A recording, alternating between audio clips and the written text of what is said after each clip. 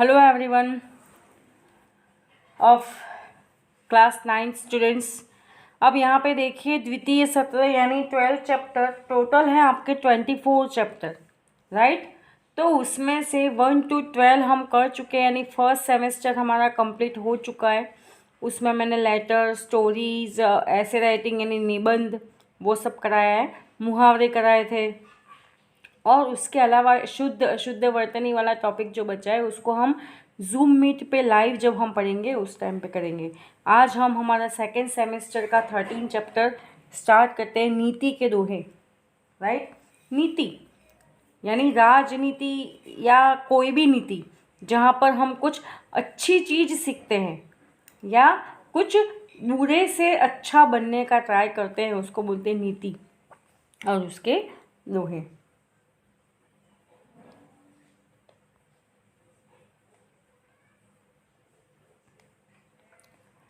इसके कवि हैं इस चैप्टर के रहीम दास जी का नाम आपने सुना होगा। उनका जन्म 1553 और निबंध 1626 ईस्वी को हुआ। रहीम का पूरा नाम अब्दुल रहीम खान था, एक खाना लिखा है वो गलत है। उनके पिता का नाम बैरम खां जो अकबर के अभिभावक थे। अकबर कौन? राजा अकबर। उनके अभिभावक यानी उनके माता पिता थे। रहीम अकबर के नवरत्नों में से एक थे। रहीम जो थे वो अकबर के नवरत्न थे, उसमें से एक थे रहीम। ओके। रहीम की कार्य क्षमता और बुद्धिमत्ता से अकबर बहुत प्रभावित थे। कार्य क्षमता यानी उसके काम करने की कैपेसिटी, और बुद्धिमत्ता यानी इंटेलिजेंट, तो उससे अकबर बहुत प्रभावित थे यानी कि इम्प्रेस थे। इसीलिए उन्होंने रहीम को अपने दरबार का महामंत्री का सर्वोच्च पद प्रदान किया, यानी कि उनका जो महामंत्री होता है उसमें से भी सबसे ऊंचा पद उसको दिया था। रहीम संस्कृत, अरबी, फारसी के विद्वान थे। दानी के रूप में बहुत सुविख्यात थे। दानी यानी कि वो दान देते थे और उसमें बहुत फेमस थे। जीवन के व्यावहारिक अनुभवों को उन्होंने अपनी सत्सई में व्यक्त किया। सत्सई यानी उनके जो दोहे हैं जिसको हम सत्सई बोलते हैं उसको उन्होंने सत्सई में व्यक्त किया। प्रथम दोहे में परहित की भावना यानी दूसरों के वेलफेयर, दूसरों के कल्याण की भावना बताई गई है। दूसरे दोहे में सही संबंध की रीत और सच्चा प्यार। दूसरे दोहे में क्या बताया कि सही रिलेशन एक्चुअली क्या होना चाहिए और हमारा आपसी जो रिलेशन है उसमें प्रेम कैसा होना चाहिए वो बताया है। तीसरे दोहे में छोटी चीज़ का महत्व यानी कि छोटी छोटी चीज़ों की भी ओके। तो तीसरे दोहे में छोटी चीज़ का महत्व, सॉरी यहाँ पे दे रखा है महत्व। चौथे दोहे में सही दीन बंधु यानी कि हमारा दीन यानी गरीब और बंधु यानी मित्र। तो गरीबी में मित्र कब साथ दे सकता है? वो जब हमारे पास सुख है तभी साथ देता है या दुख में भी साथ देता है। तो मित्र कैसा होना चाहिए उसकी बात यहाँ पर की है। पांचवें दोहे में कड़वे वचन बोलने वालों की स्थिति का वर्णन किया है कि जो कड़वा बोलता है उसकी सिचुएशन कैसी होती है, तो उसका यहाँ पे वर्णन किया है। छठवें दोहे में उत्तम व्यक्ति की प्रवृत्ति यानी कि जो सही में अच्छा व्यक्ति है तो उसकी प्रवृत्ति यानी कि उसका नेचर कैसा होता है और कैसा होना चाहिए उसका यहाँ पे वर्णन किया है। सातवें दोहे में बिगड़ी हुई बात को छोड़ देने की बात किया कि जो बात बिगड़ जाती है उसको ज़्यादा खींच करने की ज़रूरत नहीं है, उसको आप जस्ट लीव, छोड़ देना चाहिए। आठवें दोहे में धैर्य का महत्व, धैर्य यानी पेशेंस, तो धैर्य रखने का महत्व कितना बड़ा होता है वो बताया गया है। और अंतिम दोहे में किसी से मांगना नहीं चाहिए, यानी कोई भी चीज़ किसी से मांग कर यूज़ नहीं करनी चाहिए, इस बात का उद्धृत किया, यानी कि ये बात यहाँ पर बताई गई है। तो फर्स्ट दोहे में क्या है? पर हित की भावना यानी दूसरों के हित की भावना कैसे होनी चाहिए तो बताया गया। तरुवर फल नहीं खात है, सरवर पिय ही न पान, कवि रहीम पर काज हित, संपत्ति सुच ही सुजान। तरुवर यानी वृक्ष, राइट। तो वृक्ष फल नहीं खाते यानी कि वृक्ष जो होते हैं वो फल देते हैं लेकिन खुद वो फ्रूट्स खाते हैं उनके नहीं खाते हैं, राइट। सरवर पिय ही न पान, सरवर यानी कि सरोवर, तालाब, पिय ही यानी पीते हैं, न यानी न नहीं पीते हैं, पान यानी पानी। तो वृक्ष जो होते हैं वो खुद का अपना फल वो खुद नहीं खाते हैं। जो सरोवर पानी होता है वो खुद अपना पानी नहीं पीता है। कही रहीम पर काज हित, यानी कही यानी कहना, रहीम यानी रहीमदास जी ये कह रहे हैं कि पर काज, पर यानी दूसरों के, काज यानी काम, ऐसा काम करो कि दूसरों के हित में हो, यानी कि दूसरों के कल्याण में हो, दूसरों का कुछ अच्छा करो वैसा। यानी कि जिस तरह से वृक्ष जो हैं वो हमेशा दूसरों के हेल्थ के लिए फ्रूट देते हैं, वो खुद यूज़ नहीं करते। तालाब का पानी वो दूसरों को, पानी दूसरों को मिलता है, दूसरों को ज़िंदगी मिलने के लिए। तो ये एक एग्जाम्पल बताया है तरुवर और सरोवर कि जिस तरह से वो दूसरों का हित करते हैं, वैसे रहीमदास जी कहते हैं कि हमें भी दूसरों के लिए काम करना चाहिए और हित करना चाहिए। संपत्ति सुचि सुजान, संपत्ति यानी हमारी जो संपत्ति है वो सुजान, यानी सुजान का मतलब होता है ये जानती, यानी कि ये बताती है, ये नॉलेज दे रही है कि हमारे पास जो संपत्ति है वो हमें दूसरों के लिए उपयोग करनी चाहिए। कई लोग क्या करते हैं, सिर्फ पैसा इकट्ठा करते रहते हैं कि बस हमको पैसा चाहिए, वो पैसा उनके हाथ से छूटता ही नहीं है, वो पैसा वो किसी को देते ही नहीं है। लेकिन ऐसा नहीं होता है, पैसा है लेकिन आप सामने अगर किसी को तकलीफ़ है तो अगर आप पैसा दोगे तो आप दूसरों का हित कर रहे हैं, ऐसा कहा जाता है, राइट। अब सेकंड श्लोक देखिए।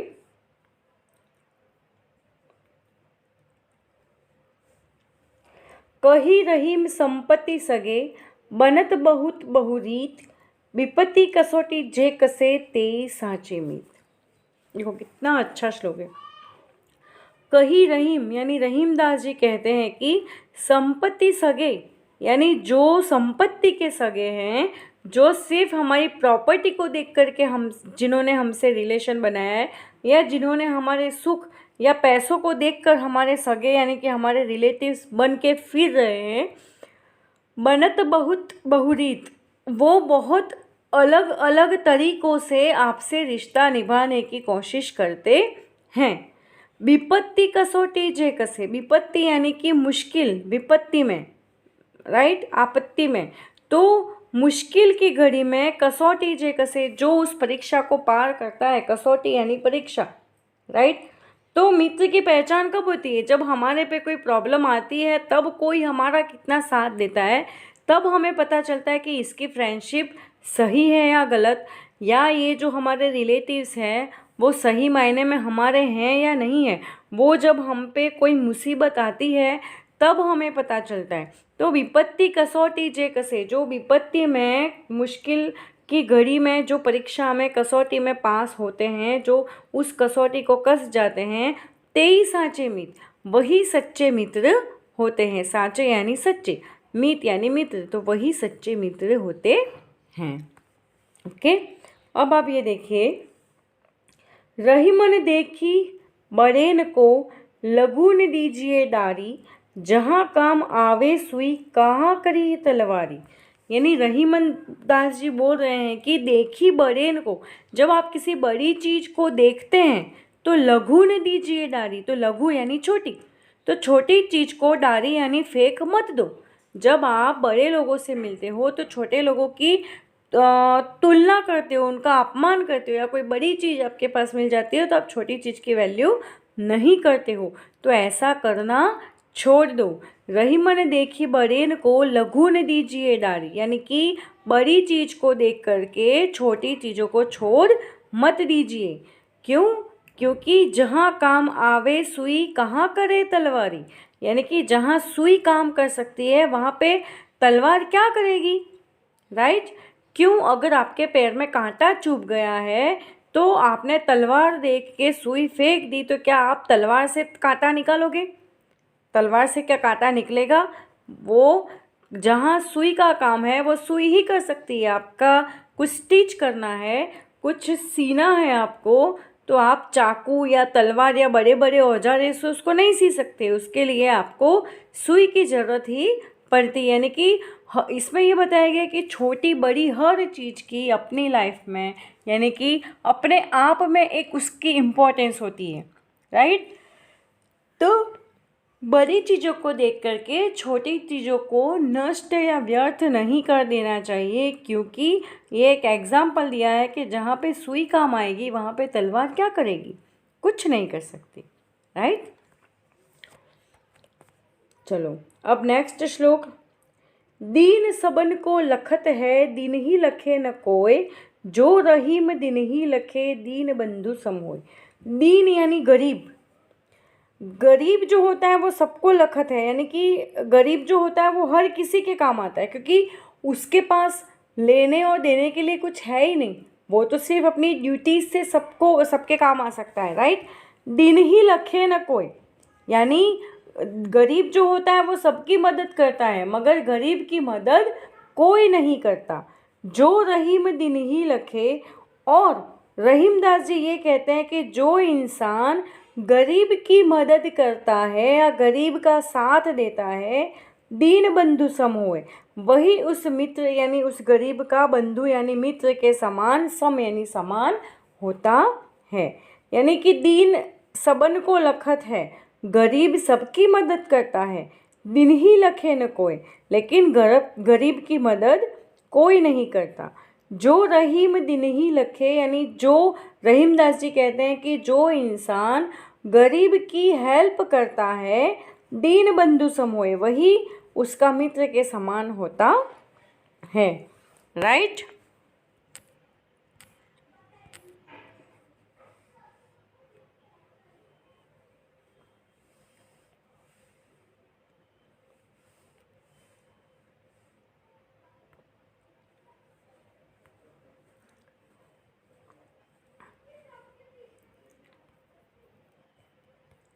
Now श्लोक नंबर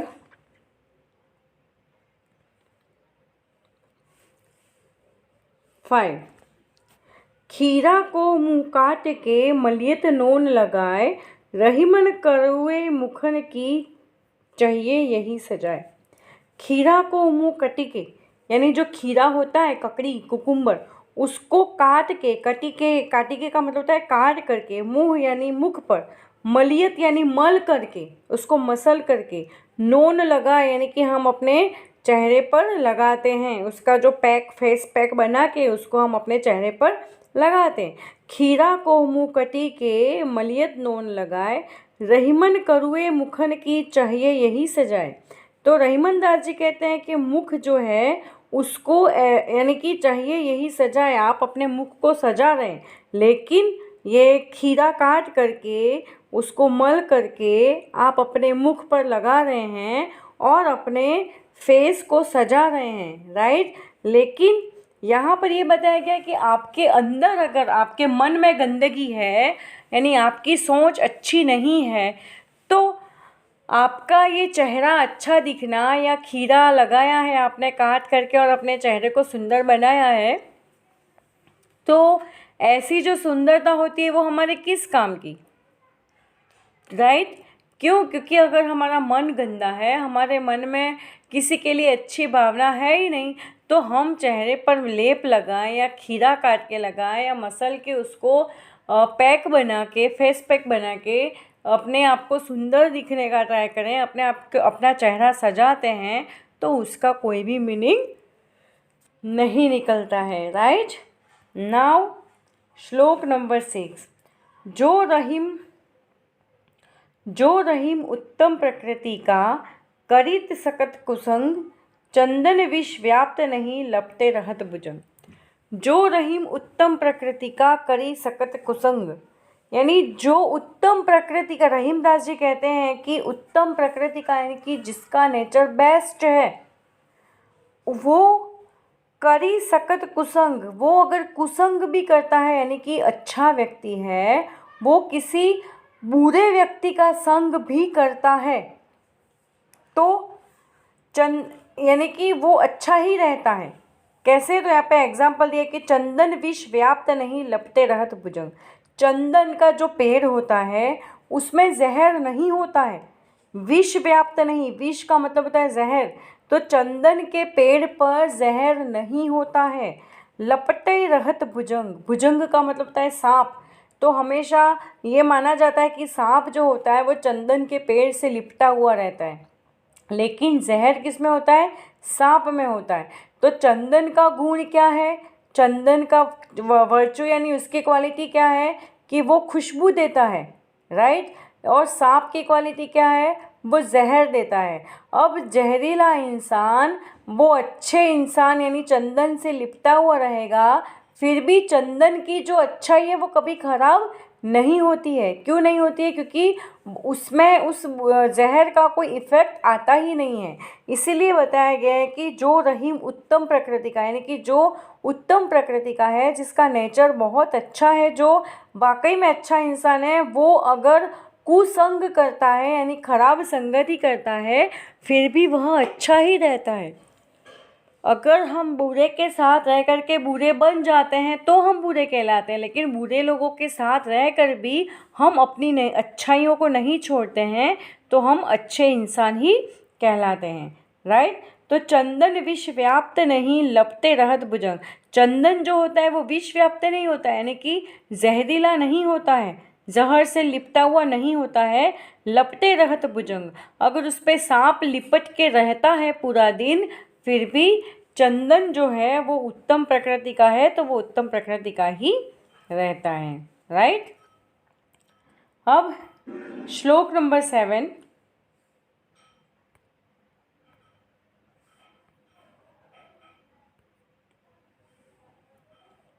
बिगड़ी बात बने नहीं, लाख करो किन कोय, रहीमन बिगड़ दूध को बथे न माखन होय।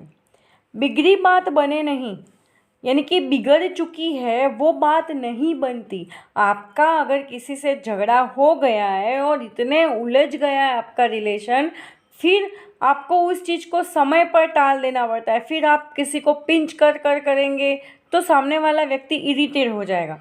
इसीलिए क्या है कि बिगड़ी बात है वो नहीं बनती। लाख करो किन कोय, किन यानी कि उपाय, तो कितने भी उपाय कर लो लेकिन जो बात बिगड़ चुकी है वो नहीं बनती है। बन जाती है, आपसे किसी से झगड़ा हो जाता है, कुछ मन मुटाव हो जाता है तो वापस से वो ठीक हो जाता है, लेकिन बीच में कुछ इश्यूज तो रह जाते हैं यानी गांठ पड़ जाती है। रहीमन बिगड़ दूध को बथे न माखन हो। रहीमन दास जी कहते हैं कि बिना दूध के, बिगड़ यानी बिना, बिना दूध के बथे न माखन होए। माखन कैसे मथोगे? माखन को मथने के लिए या ग्राइंड करने के लिए दूध चाहिए, दूध में से मलाई चाहिए, मलाई को हम ग्राइंड करते हैं तब माखन निकलता है, लेकिन दूध ही नहीं है और आप मक्खन निकालने का ट्राई कर रहे हो तो वो कैसे पॉसिबल है? यानी कि कोई सिचुएशन ऑलरेडी बिगड़ चुकी है, उसको आप ठीक कैसे करोगे? तो वो नहीं कर सकते, इसलिए उसको समय पर छोड़ देना चाहिए, राइट। श्लोक नंबर 8। रहीमन विपदा हूँ भली, जो थोड़े दिन होए, हित अनहित या जगत में जानी परत सब कोई। रहीमन दास जी कहते हैं कि मैं विपदा हूँ भली यानी कि मैं एक समस्या हूँ, मैं एक आपदा हूँ, जो थोड़े दिन होए, जो थोड़े दिन ही रहती है। क्यों? क्योंकि हमारे लाइफ में प्रॉब्लम्स आती है फिर सॉल्व होती है, आती है फिर सॉल्व होती है। कभी अच्छे दिन, कभी बुरे दिन, कभी बुरे दिन, कभी अच्छे दिन, दिन रात, दिन रात। तो ये जो सर्कल है वो चलता रहता है। तो रहीमदास जी कहते हैं कि मैं ये विपदा हूँ, बड़ी भली हूँ, क्योंकि थोड़े दिन रुकती हूँ, थोड़े दिन चली जाती हूँ। हित अनहित या जगत में, या तो हित होता है यानी कुछ अच्छा होता है, या अनहित यानी कि कुछ अच्छा नहीं होता है। जगत में यानी इस संसार में आपके साथ कभी कुछ अच्छा होता है, कभी कुछ अच्छा नहीं होता है। जानी परत सब कोई, जानी परत यानी इसको जान करके हर कोई, सब कोई यानी कि हर कोई इस विपदा को जान गया है। परत यानी कि उसको परख गया है कि विपदा जो होती है वो थोड़े दिन ही रुकती है, कुछ अच्छा करती है या कुछ बुरा करती है और फिर वापस अच्छे दिन लेकर के चली जाती है, राइट। नाउ श्लोक नंबर 9। रहीमन वे नर मर चुके, जो कहूँ मांगन जानी, उनसे पहले वे मुए, जिनमुख निकसत नानी। रहीमन दास जी कहते हैं कि वे नर मर चुके यानी कि वो लोग मरे हुए इंसान के समान होते हैं जो कछु मांगन जाही, जो मांगने के लिए, जो कुछ मांगने के लिए जाते हैं, आप खुद कमाइए, खुद सेल्फ डिपेंडेंट बनिए। इसका इंटेंशन ये है कि वो इंसान मरे हुए के समान है। जो कुछ मांगना जानते हैं, उनसे पहले वे मुए जिन मुखसत निकनाही। उनसे पहले वे मुए यानी कि जिनके मुख से निकलता ही नहीं है, उनसे पहले वे मुए, मुए यानी व्यक्ति, राइट। जिन मुख निकसत ना, निकसत यानी निकलना, जिसके मुंह से निकलता ही ना हो और वो काम कर दे, पहले ही वो इंसान मुंह से निकला भी ना हो और वो काम कर दे, वो असल में इंसान कहलाता है। लेकिन वो इंसान मरे हुए के समान है जो सिर्फ मांग मांग कर खाते हैं, मांग मांग कर अपनी इच्छाओं को पूरा करते हैं, राइट। तो इसके शब्दार्थ स्वाध्याय ये हम कल पढ़ेंगे। आज के लिए स्टूडेंट्स इतना ही। Okay, now thank you very much.